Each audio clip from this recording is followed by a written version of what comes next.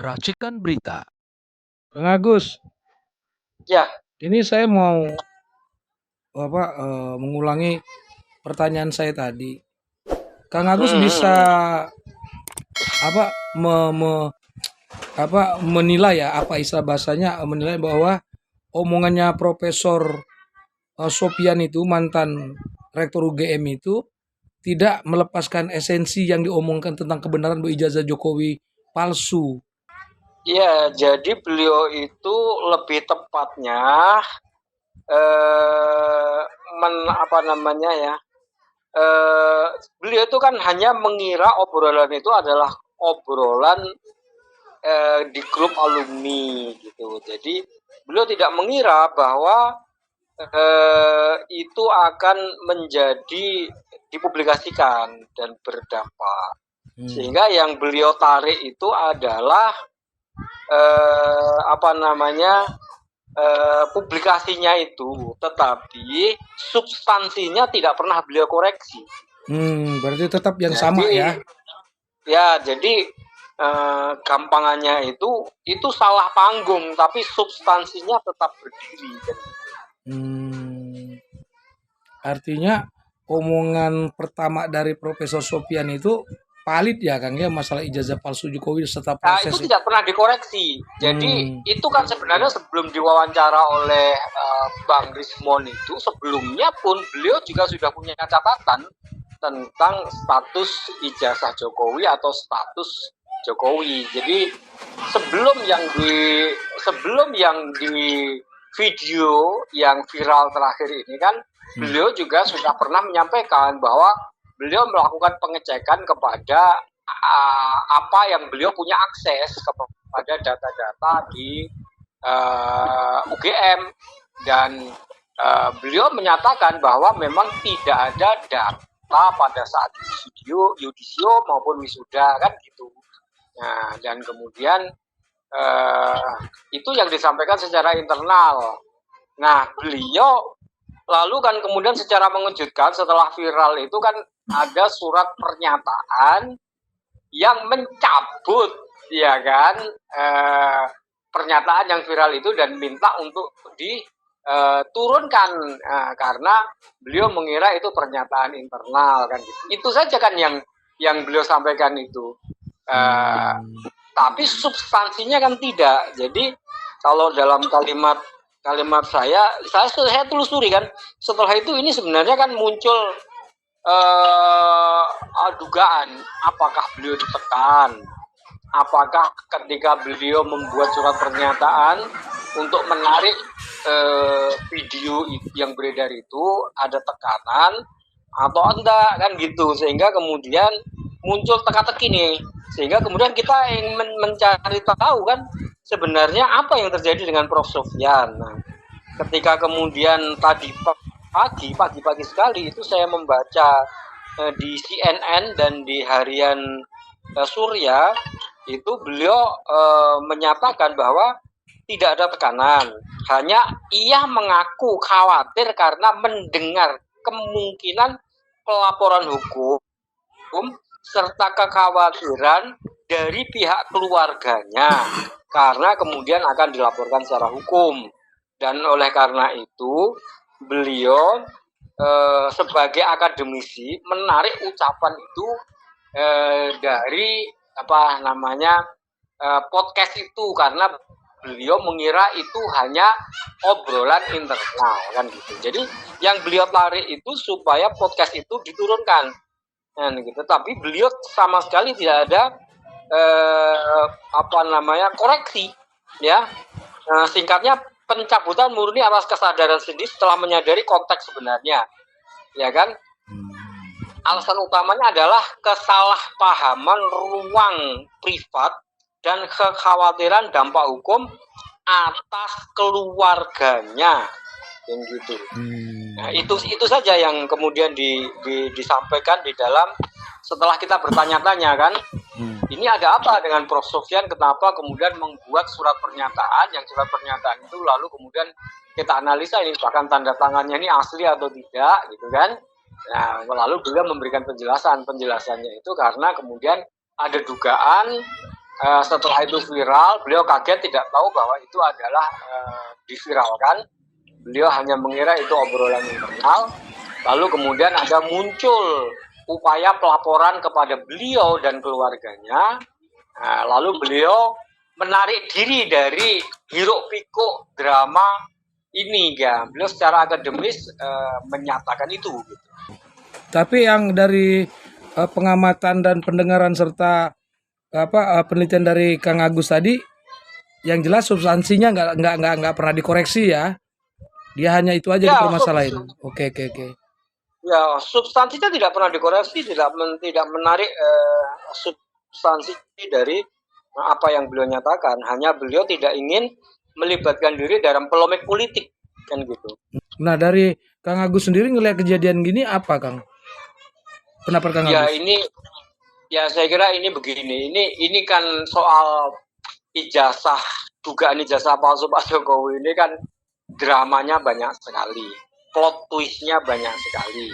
Ada banyak kepentingan yang memang menurut saya terkait dengan dugaan ijazah palsu Pak Jokowi. Karena dugaan ijazah palsu Pak Jokowi ini tidak berdiri sendiri. Ini kotak Pandora dari sebuah upaya bagaimana satu kelompok besar itu mengambil alih kekuasaan selama 10 tahun, lalu memanfaatkan kekuasaan selama 10 tahun itu untuk banyak hal, baik itu politik, ekonomi, dan lain sebagainya gitu ya. Dan saya kira di sini terlibat banyak sekali pihak ya apabila terbongkar, sehingga kemudian kasus dugaan ijazah palsu Pak Jokowi ini kotak Pandora dari sebuah drama besar yang akan melibatkan banyak sekali orang dan bahkan orang-orang penting, termasuk di dalamnya kemudian oligarki. Dan oleh karena itu maka pertarungan soal ijazah ini bukan sekedar pertarungan dokumen asli atau palsu, ini pertarungan sebuah drama politik besar yang berlangsung selama lebih dari 10 tahun dan ini melibatkan banyak tokoh dan ini mati-matian nih, satu pihak membongkar, satu pihak menutup, kira-kira seperti itu, Bang Joy. Dalam hal ini menurut Kang Agus bagaimana sikap Prabowo? Nah, saya kira Prabowo ini masih melihat menurut saya. Harusnya ya. Dalam konteks yang seperti ini kan sebenarnya penyelesaiannya simpel. Apabila ijazah itu ditunjukkan maka selesai. Nah, sekarang siapa orang yang bisa memaksa ijazah itu ditunjukkan? Nah, kan lembaga-lembaga yang seharusnya bisa memaksa, misalnya Bareskrim ketika melakukan pemeriksaan harusnya bisa memaksa, tapi tidak dilakukan karena dalam konteks ini banyak pihak mengatakan Bareskrim itu berada dalam koordinasi pihak-pihak yang melindungi supaya soal ijazah ini tidak terbongkar, kan gitu.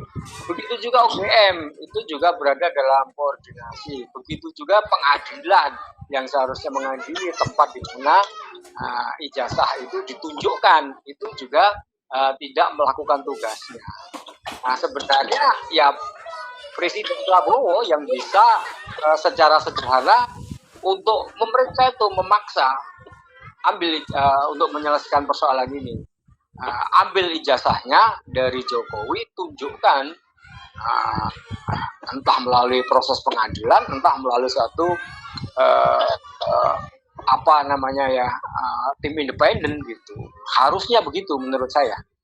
Nah, sedangkan menurut Kang Agus masalah perjuangan kawan-kawan kita Prof. Suryo, Dr. Ismon, Dr. Tifa, Rizal Fadila dan lain-lain itu harus melakukan apa, Kang? Ya, saya kira mereka ini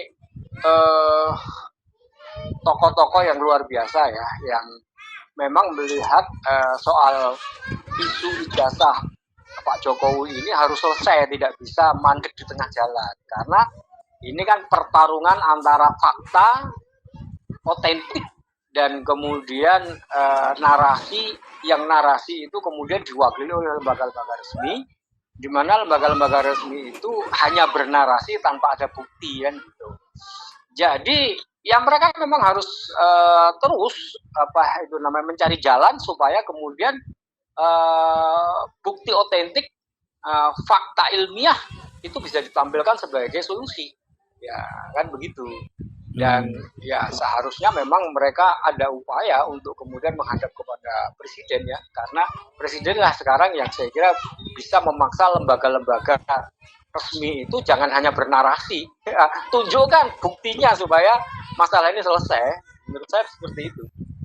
Kemarin itu kan Suryo sempat dalam podcast konferensi pers mengatakan bahwa Ibu Ova yang kalau nggak salah rektor UGM sekarang itu sudah dipanggil oleh Prabowo. Nah, saya nggak tahu itu. Saya nggak tahu kalau itu benar, itu bagus, itu sudah mengarah kepada solusi kan gitu. Karena kemandekan lembaga-lembaga negara untuk memeriksa dengan cara menyelesaikan, ini kan soalnya simpel saja. Apakah Pak Jokowi itu punya ijazah asli atau tidak? Kan simpel kan. Itu seharusnya kan sudah bisa dilakukan Bareskrim, itu sudah bisa dilakukan oleh pengadilan, itu sudah bisa dilakukan oleh lembaga-lembaga, ya kan gitu. Hanya lembaga ini tidak menjalankan tugasnya kan gitu. Nah kan kita ini penonton masyarakat ini kan kemudian merasa wah ini kan harus ada kekuatan yang mengintervensi supaya menjalankan fungsi yang sangat sederhana itu. Nah kalau memang itu betul bahwa Ibu Rektor UGM itu sudah dipanggil oleh Presiden, itu maksudnya sudah dipanggil itu benar-benar sudah datang kepada Presiden atau wacana gitu. Kalau itu betul bagus kan gitu. Seharusnya memang Presiden segera memperjelas ini urusan ini supaya lebih jelas dengan menjalankan fungsi negara. Negara itu jalankan fungsinya gitu loh. Nah, fungsinya cuma simpel. Masalah ini akan selesai apabila ijazah asli yang dimiliki oleh Pak Jokowi itu entah asli entah palsu diserahkan kepada negara dan diperiksa secara independen ditunjukkan mendapat selesai urusannya. Nggak repot-repot banget ya. Iya nggak repot, ini hanya lembaga yang seharusnya punya fungsi memaksa atau melakukan tindakan paksa mengambil ijazah yang katanya dimiliki oleh Pak Jokowi itu tidak dilakukan. Baik itu Bareskrim ketika memeriksa tidak dilakukan, tidak pernah ditunjukkan itu ijazah aslinya. Lembaga peradilan yang harusnya melakukan mengadili ya berbagai kasus yang sudah masuk ternyata semuanya menghindar untuk mengadili substansinya, memperlihatkan ijazah itu kan gitu. Jadi ini kan ada satu kekuatan yang nampaknya menyebabkan lembaga itu mandul untuk menyelesaikan persoalan ini. Ya, saya kira ujungnya ada di Bapak Presiden kan gitu untuk memfungsikan lembaga-lembaga itu kan gitu. Kenapa menurut Kang Agus kenapa Presiden terkesan ya seperti lamban untuk menyelesaikan ini? Nah itu yang saya nggak tahu. Mungkin analisanya menunggu waktu yang tepat atau barangkali hitungan-hitungan politik dan lain sebagainya itu belum tepat. Saya kira kita nggak tahu ya. Saya kira itu kenapa begitu ya. Saya juga nggak bisa mengomentari ya. Tapi menurut banyak pihak dan menurut saya memang ada ketidakberfungsian lembaga dan lembaga itu berada di bawah kontrol pemerintah atau presiden. Misalnya kepolisian, Kapolri itu kan berada di bawah presiden. Nah, kan begitu. Kemudian lembaga hukum itu setidaknya kan ada Menteri Koordinator Hukum dan HAM, kemudian dan lain sebagainya yang kemudian bisa memfungsikan lembaga hukum itu untuk berfungsi karena Pak Jokowi sendiri mengatakan dengan jelas akan menunjukkan ijazahnya apabila diminta oleh pengadilan. Nah, pengadilan selalu saja kemudian tidak masuk pada pokok perkara. Nah, jadi tidak melakukan fungsinya untuk mengadili, di mana Pak Jokowi sendiri menyatakan akan menunjukkan di pengadilan. Pengadilan selalu tidak. Nah, sehingga kemandekan fungsi lembaga inilah yang harus kemudian ditempuh untuk menyelesaikan ini agar masalah ini selesai dan tidak terlalu banyak lagi drama gitu.